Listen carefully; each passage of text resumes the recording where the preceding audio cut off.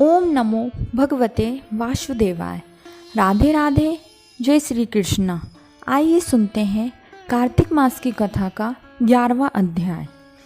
नारद जी बोले, इंद्र आदि देवता दैत्यों को फिर आता देख भयभीत हो विष्णु भगवान की स्तुति करने लगे। कच्छ मच्छ आदि रूप धारण कर भक्तों के दुखों को दूर करने वाले ब्रह्मा विष्णु शिवादि रूप में जगत की उत्पत्ति करने वाले तथा गदा शंख पद्म और खड्ग धारण करने वाले आपके लिए हमारा नमस्कार है। हे असुर निकंदर, गरुनायक पीताम्बरधारी, यज्ञदीप क्रियाओं के भोक्ता, अभिकारी, शरणागत त्राता, हम आपको बार बार नमस्कार करते हैं।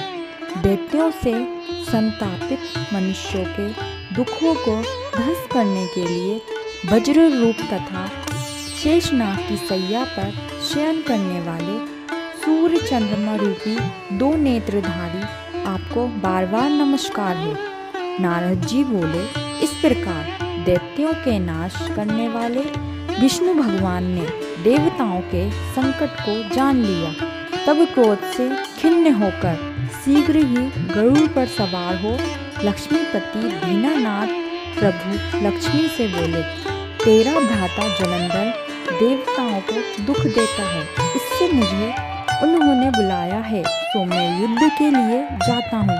लक्ष्मी बोली, हे प्राणनाथ, मैं आपकी प्यारी हूँ, फिर मेरे भ्राता को आप संग्राम में क्यों मारोगे?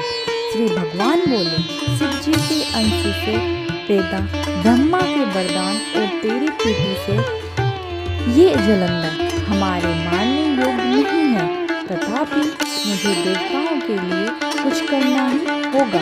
नारद जी बोले, ये कहकर गरुड़ पर बैठ वे देवता जहाँ स्तुति कर रहे थे वहाँ पधारे। इसके बाद गरुड़ के छोटे भ्राता और गरुड़ के पंखों की वायु से बबूला जैसे उड़ाए गए वे सभी दैत्य आकाश में मेघों की तरह भ्रमण करने लगे। जलंधर दैत्यों को वायु पीड़ित देखकर आकाश में विष्णु के पास गया। वहाँ बड़ा भारी युद्ध हुआ। विष्णु ने बाणों से दैत्य के ध्वजा, छत्र और घोड़ा काट दिए और एक बाण उसके हृदय में मारा। उस दैत्य ने भी गरुड़ के माथे में गदा मारकर उसको पृथ्वी पर गिरा दिया। विष्णु ने हंसकर उसकी गदा काट दी। तब उसने विष्णु के हृदय में जोर से घूंसा मारा।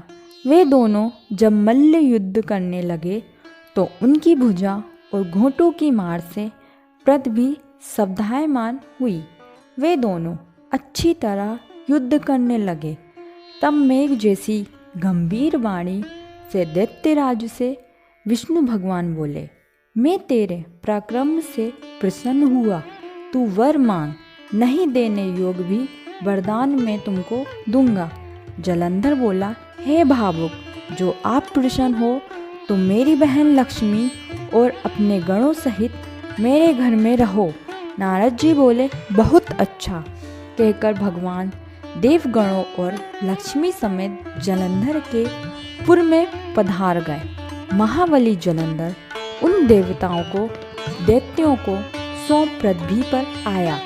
देवता गंधर्व सिद्ध तथा रत्न के समान उत्तम वस्तुओं को अपने अधिकार में करके तथा देव गंधर्व सिद्ध सर्प राक्षस मनुष्य इनको अपने में राज्य बसाकर वह त्रिलोकी का राज्य करने लगा। वे पिता तुल्य धर्म पूर्वक अपनी प्रजा का पालन करता था। मैं एक समय उसके राज्य का वैभव सुनकर उसे देखना तथा वहाँ रहे भगवान के दर्शन हेतु उसकी राजधानी जा पहुँचा।